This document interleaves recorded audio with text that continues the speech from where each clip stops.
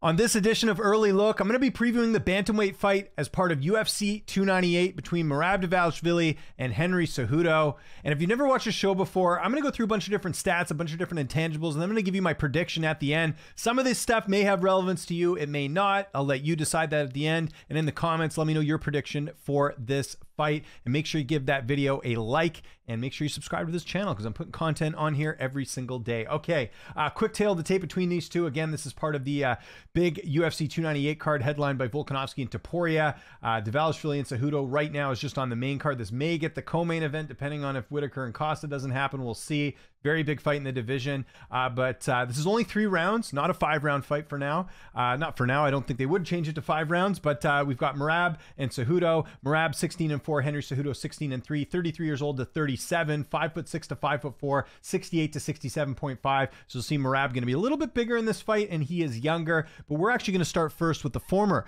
bantamweight champion, Triple C, Henry Cejudo.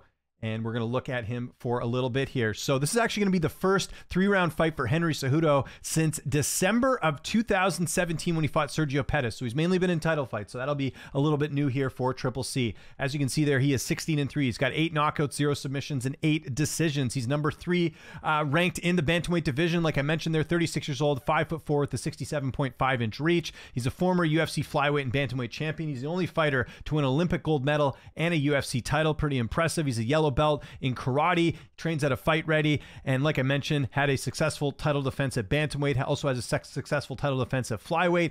He's the 7th multi-division champion in UFC history. He's got fight of the night 1 time against Demetrius Johnson. He's got performance of the night 3 times against Wilson Hayes, TJ Dillashaw, and Marlon Moraes. Cejudo did not have an amateur debut, went straight to the pros after his wrestling career, making his debut in March of 2013, made his UFC debut just a year later in December of 2014.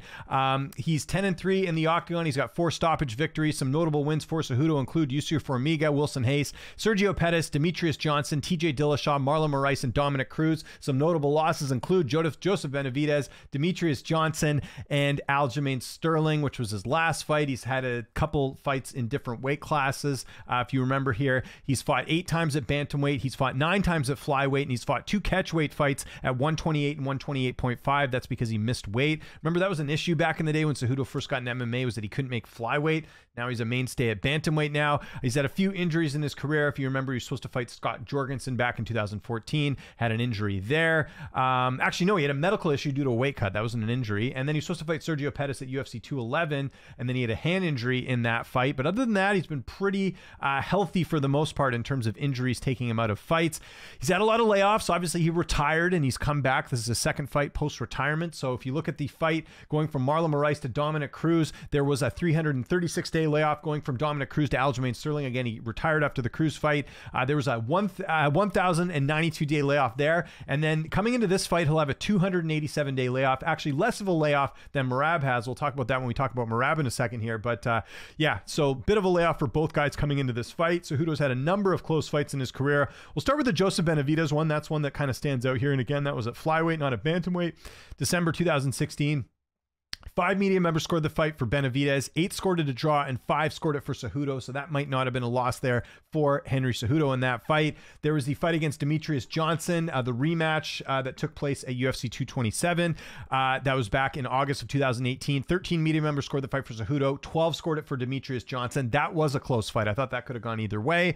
And then obviously his last fight against Aljamain Sterling, a split decision loss. Was a bit surprised by this one because I remember watching it thinking, man, this could go either way. But they did award it to Aljo, but 21 media members scored the fight for Sterling, just 2 for Cejudo. So majority feeling like Cejudo didn't deserve to win that fight. Let's look at some stats for Cejudo here. Significant strikes landed per minute, 3.93. That's pretty good. Striking accuracy is at 40%. Striking defense is at 60%. Doesn't get hit a lot. Takedown average is 2.07. His takedown accuracy is only 34%, which is a bit surprising, but yeah, I guess that's how it is. And look at this takedown defense, 83%. It's going to be really interesting in this fight because obviously Merab, known for his grappling and his wrestling. We'll see if he decides to go for a takedown or 2 in this one. But before we talk about Merab Dvalishvili, let's have a quick word from our sponsor. All right, let's take a quick break and talk about today's sponsor, Aura. You guys remember a couple months ago, I had my data compromised. I wish I had a service like Aura back then. And even right now, I am still getting a number of spam calls. Check this out. This is on my phone. You're seeing all the blocked numbers. I'm sure you're like me and you get spam calls all the time. And that is because data brokers are selling your information to robocallers, spammers, and others who want to learn more about you, like where you live. Aura can identify data brokers exposing your info and submitting opt-out requests on your behalf. And get this, brokers are legally required to allow you to opt out, but they make it extremely difficult to do so, and that's where Aura can come in and save the day. Aura does so much to protect you and your family from online threats that you can't see. It's really easy to set up, so you don't have to download several different apps to get things like parental controls, antivirus, VPN, password management, identity theft insurance, and more. You get everything at one affordable price. Let Aura do all the hard work keeping you safe online so you can focus on other tasks with a peace of mind. Click the link in my description of this video to get a 14-day free trial. That's aura.com/James Lynch. Just for your curiosity, I'm sure you want to know if your data is out there and people are using that to make money. That's kind of bad news, right? So I would recommend going to check that out for the free trial. The choice is yours. You can continue to let people exploit and profit off your name and information, or you can sign up for this free trial and take a step in the right direction of online security. I'll leave that up to you. All right, let's talk about Merab Dvalishvili. In my opinion, the most underrated fighter on the UFC roster. You can see they're 16-4. He's got 3 knockouts, 1 submission, and 12 decisions. He's the number 2 ranked bantamweight. He is 33 years old, 5'6" with a 68-inch reach. He'll have a 2-inch height, 0.5 reach, and he's 4 years younger than Henry Cejudo. Trains at Acera Longo and Syndicate MMA. He's a silver medalist in Combat World Championships. He's a silver medalist in the 2019 Combat Sambo World Championships. He's a black belt in judo. And, we'll see on this card, obviously he's one of 2 Georgian fighters on here. So a lot of fans supporting him in this one. He's got performance of the night 1 time against Marlon Moraes. He's got fight of the night 1 time against Ricky Simon. He's got the most unanimous decision wins in UFC bantamweight division history at 8. He's got the second longest win streak in UFC bantamweight division history at 8. He's got the most takedowns landed in UFC bantamweight division history at 61. He's tied with Demetrius Johnson for 4th in most takedowns landed in UFC history at 74. He's got a bunch of stats. I mean, Merab's incredible. They don't call him the machine for nothing. He made his amateur debut way back in May of 2013. Did not make his UFC debut until January of 2014. Interesting thing that I think people forget. He's one of the few guys to knock out Rafael Stotts. So actually, that was a fight where I think people thought Stotts was going to win. He finishes him in 15 seconds with a spinning back fist at Ring of Combat. Next fight, he gets signed. So pretty interesting there, kind of looking back now with the success that Stotts has had over there in Bellator. He is 9-2 in the UFC. He's got 1 stoppage win. Some notable wins for Merab Dvalishvili include Brad Katona. I wanted to mention Katona in here because Katona was undefeated at the time. He was 8-0, so that was a good win.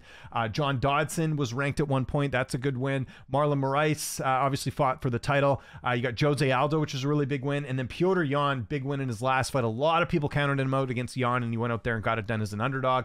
The only loss he has in the UFC, the only notable loss is Ricky Simon. He also lost to Frankie Saenz. We'll talk about that in a second. He's had a few layoffs in his career, going from Marlon Moraes to Jose Aldo. There was a 329-day layoff. And then going into this fight, I think people forget he's going to have a longer layoff than Cejudo. He's going to have a 343-day layoff going into this fight. So it's, I think, the longest layoff of his career coming into this one. We know there's a lot of politics in this sport, and he was injured, I know, as well. So Merab gonna be stepping back into the octagon in over a year. So that's a bit of something to note there. So I mentioned he's had some close fights. So we got to mention the Frankie Saenz fight. He lost that by split decision. If you go look on MMADecisions.com and you see the media scorecards for that one, that was back at UFC 123 back in December of 2017. 4 media members scored the fight for Frankie Saenz. 10 scored it for Merab. So Merab should have had a win in that fight. And the Ricky Simon fight's weird. Go back and watch it. There was some debate if he was out or if he wasn't out. Because again, if you look at the time there, 5 minutes of round 3. Was he out? Was he not? It was a bit of a weird fight because, had he not been out, Merab was going to win a decision there. That's one I'd like eventually to see them run back at some point. But yeah, it's technically still a loss. So those, again, both of his losses have been kind of weird fights, right? So I think other than that, Merab has looked pretty good. And his UFC stats are pretty impressive here. Look at this. Strikes landed per minute, 4.46. That's higher than Cejudo. His striking accuracy is at 41%. Striking defense is at 56%. So he does get hit a bit, but not terribly. Takedown average 6.55. His takedown accuracy is at 36%, and his takedown defense is at 78%. So we'll see how that all looks in this fight. And let's have a quick look at the odds right now. We'll see where people are thinking. So you can see there, Merab, a slight favorite here, almost 2-1, about -175 in a lot of books. You can see here DraftKings having him at -166. And over on Tapology on the fan voting, you can see here majority are picking Merab in this fight, 71% compared to just 29% for Cejudo. This is a close fight. I'm actually really looking forward to this matchup. I'll be completely honest. I am a bit surprised to see Cejudo take this fight just because it's a kind of a risky fight for him in the sense that Merab's not really a big name, but he's probably the most dangerous, one of the most dangerous fights in the division right now. So if Cejudo wins this, he absolutely deserves a shot at the title again, I think. Because Merab has been on quite the roll. And conversely for Merab, if he beats a former champ, that's got to get him a title shot, you would think. If not, you should have had the title shot before as well, too. So the way I'm leading in this fight is, maybe no surprise to some people who watch my channel. I'm going with Merab Dvalishvili by decision. And there's a couple reasons why. Number one, Cejudo has only been finished once in his 19-fight career. That was the knockout loss to Demetrius Johnson at flyweight. He's shown to be pretty durable overall, and he's fought some guys with knockout power, including Marlon Moraes. And I think kind of the main thing here is that Cejudo, pretty damn durable. It's a 3-round fight. Now, I think 5 rounds might have favored. I don't know who 5 rounds would favor because, honestly, Cejudo, we've seen him go 5 rounds before, or at least have been in 5-round fights. Well, no, he did go 5 rounds with Aljo, but, he's got that championship experience, but we know Merab obviously has cardio for days. That's great. I don't really know who the 3 rounds favors, to be honest. But it might favor Cejudo because he has more finishes, but then Merab's also very, very tough to take out. If you look at the data here, Merab typically wins by decision. 75% of his wins do go the distance, 19% by knockout, 6% by submission. Again, we got that combination of Cejudo being tough to finish. You got Merab winning a lot by decision. I think that the stats sort of finish that as well. Merab's tough to finish as well, too. We did see him get tagged a bit by Marlon Moraes in their fight. He was able to survive that. Can Cejudo do the same thing? We'll see. Cejudo wasn't able to knock out Aljamain Sterling, so I don't know. Is that an age thing? Is it that Cejudo maybe can't finish him? I don't know. We'll see. I think there's a possibility of Cejudo knocking out Merab, but I think that's too big of an if, considering that Merab has been pretty durable throughout his entire career and very tough to take out. Here's another thing that people got to consider too. Merab was in all those camps with Aljamain Sterling, including the camp for Henry Cejudo. That has to be a bit of an advantage for him, just knowing the opponent already, being very familiar. Merab is a different opponent than Sterling, so as far as the Cejudo end of things, it's going to be a fresh matchup for him, whereas I feel like Merab, kind of a familiar opponent with Aljamain Sterling having already fought him. The pace will be an issue. Again, with Merab being younger and the fact that he's been more active overall, I think that has to favor him. The speed favors him. The intensity favors him. Cejudo will be used to that, but again, we're talking about a Cejudo who right now is 37 years old, right? He has to have slowed down a little bit, and I think you saw a bit of that in the Aljamain Sterling fight as well. I think also from a pressure standpoint, I think Cejudo has to win this. If Cejudo doesn't win this fight, he's probably not fighting for a title again, unless he decides to go down to flyweight, but I don't think that happens anytime soon. I just think this is it for Cejudo. He's the big name here. Merab's already been counted out. I mentioned it off the top. I think he's the most underrated fighter on the roster. He could still win this fight and maybe still won't get a title shot. So I think from a pressure standpoint, even if Merab loses this fight, I think he's young enough where he could win a few fights and still get back to the contender spot. So I think as far as pressure goes, I think Cejudo's got all the pressure here. Not to mention he's the A side here. Cejudo's the big name.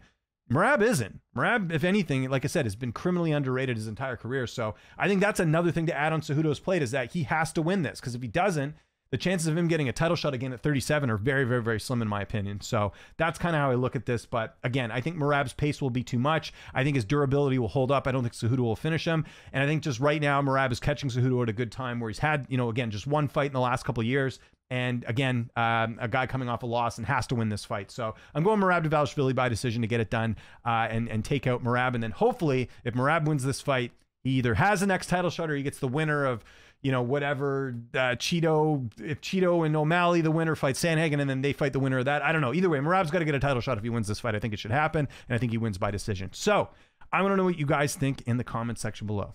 I want to get your prediction. I don't just want to get your pick. Tell me who you think wins this fight and how they do it. And I want to remind people, I know there's some people who don't like Merab for whatever reason, whether it's the Aljo thing where you didn't want to fight him, or you don't like his style, you don't like he's a big personality. Take all that out of the equation and just look purely at Merab Dvalishvili, the fighter. And if you're not picking him, tell me how you think Cejudo's going to win. I think Cejudo can win this fight, by the way.